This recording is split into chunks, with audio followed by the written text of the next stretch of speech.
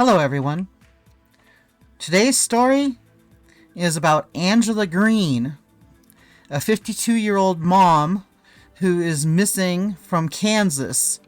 She's been missing since June of 2019. Angela is 5'7", 110 pounds, 52 years old, originally from China.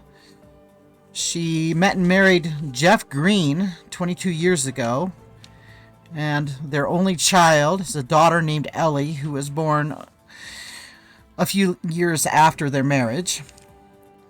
Angela's sister Catherine also immigrated to the United States, and the sisters stayed in contact.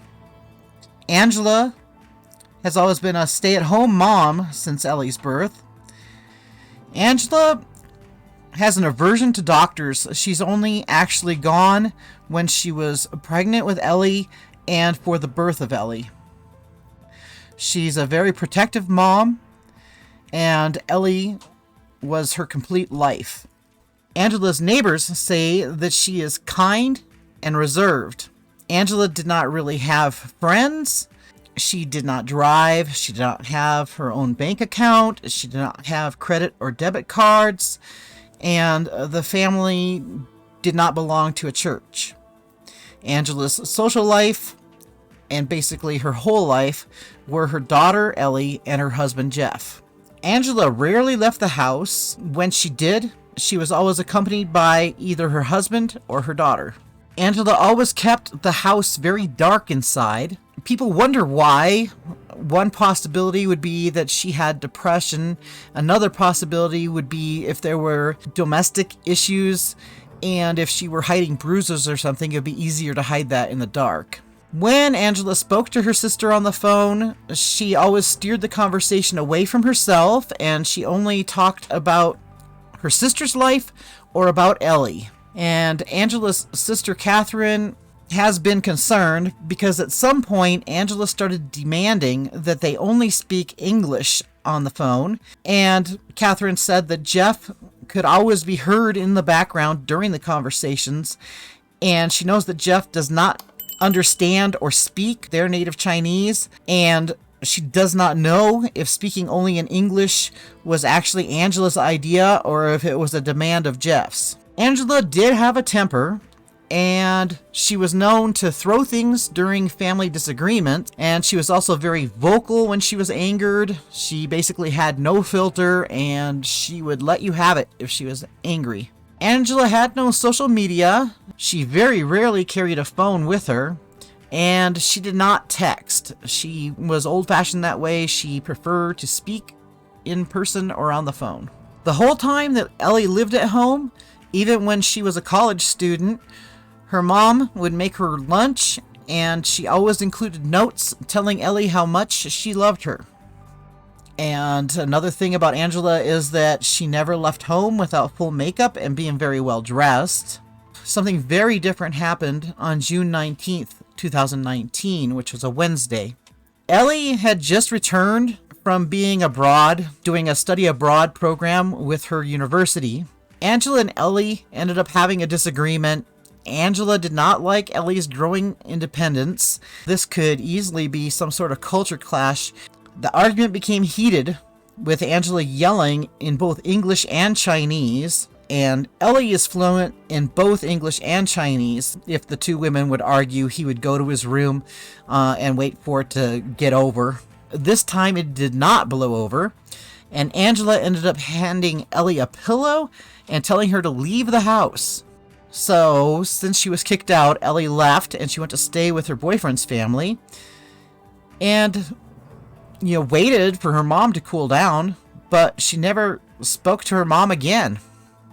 On June 20th, the next day, 8:03 p.m., Ellie's dad texted her, and he said he was at his brother's and sister-in-law's house, and he told Ellie that he wanted her to come over there and talk about her mother. Ellie did not go over, and she does not know where her mother was at the time, and since then she has tried to ask her uncle and aunt, but they won't talk to her about it out of loyalty to her dad. On June 23rd, 2019, which was a Sunday, at 8:04 a.m., Ellie's dad texted her again. This time, he told her that her mom had been admitted to a mental health facility. He sent another text later that night saying that he needed help going through Angela's belongings, organizing stuff, and getting rid of some things. And he told Ellie not to tell Angela's relatives until he had more information about her condition. She was getting suspicious of her dad's stories. He would not tell her what facility her mom was in, and he told her a story about how he tricked Angela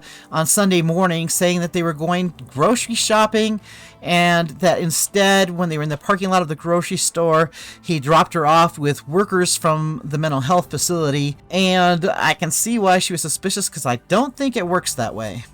She was growing more suspicious, so on July 16th, 2019, she had her boyfriend with her, and she asked Jeff again about where her mom was, because he would not tell her what the name of the facility was. So Jeff told Ellie that her mom had a stroke at a hospital and passed away. And he didn't give Ellie any other details or the date that her mom had passed. He asked Ellie again not to tell Angela's relatives. She kept asking for some details over time, and he said he didn't have any of the details because he was really busy with work when the call came in about Angela's passing. He then told Ellie that he decided against a memorial service and that he had Angela cremated, all without consulting Ellie. Ellie asked to see her mother's ashes, and Jeff told her that the ashes would be delivered soon, but he had to buy an urn. And later on, her dad told her that a man had shown up and wanted $1,500 in cash for Angela's ashes. Ellie asked which mortuary, and Jeff never answered her about that either. Also in July, Angela's neighbors thought that it was odd that that triangular garden in the intersection across from the green home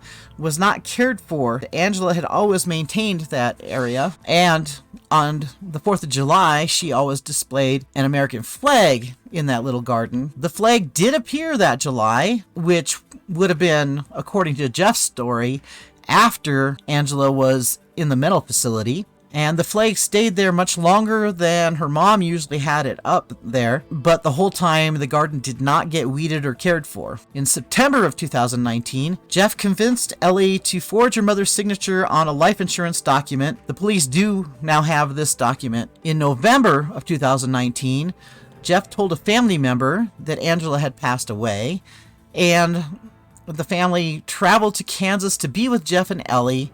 And while they were there, Jeff told them that Angela passed away at home of a heart attack or a stroke, which did not sit well with Ellie since she'd been told something totally different. Then Jeff bought a fixer-upper home for Ellie to live in because Ellie did not want to live at the family home anymore, and I don't blame her.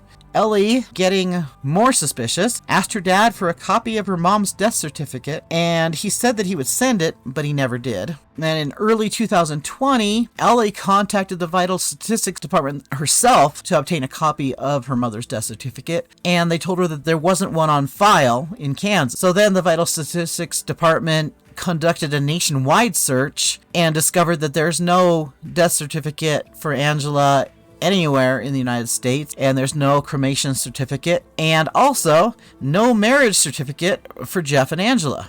In February, Ellie contacted some of her relatives about her concerns, and so on February 15th, 2020, Ellie's cousin contacted the Prairie Village, Kansas Police Department, which is where the Greens live, and asked them for a welfare check on Angela. The police opened up a missing person case when they realized that Angela was unaccounted for. Jeff had told them that Angela was away for the weekend partying with friends. Law enforcement had waited for the weekend to pass and went back over, and when they returned, Jeff refused to cooperate and told them to speak to his lawyer. On March 11th, 2020, at 7 a.m., search warrants were served on the Green residence and at a storage unit where Jeff stores his vintage car. Unfortunately, the police have stated that nothing particularly useful was found from either of those searches. At the family home, the police brought forensic investigators and cadaver dogs. They dug up the backyard. They searched Jeff's car for DNA. They used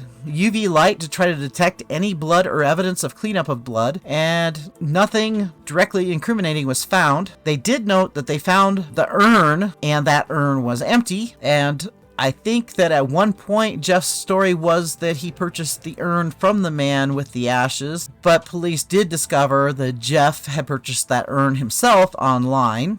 During that search, police also found Angela's purse, her wallet, her driver's license, her passport, and her keys.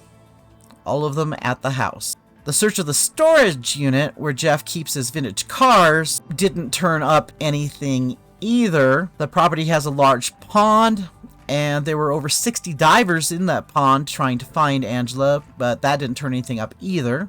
There is a third property. The police tried to get a search warrant for it, but they were unsuccessful in doing that. That is the property in Lawrence, Kansas that Jeff purchased.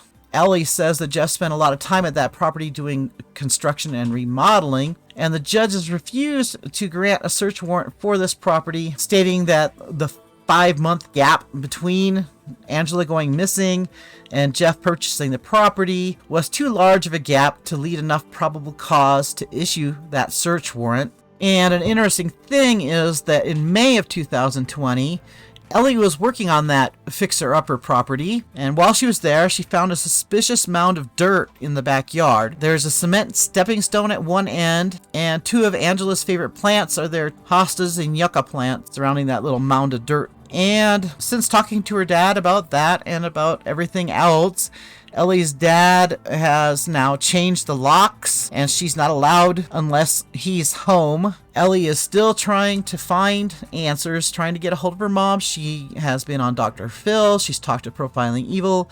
She's been on Dateline. She and her cousin Michelle are both getting the word out. Please share this video as well. Where is Angela Green and what happened? It's highly unlikely that she went someplace on her own, not the way she loves her daughter. She would not leave Ellie like that. Thank you for watching Another Day in the Car with Julez.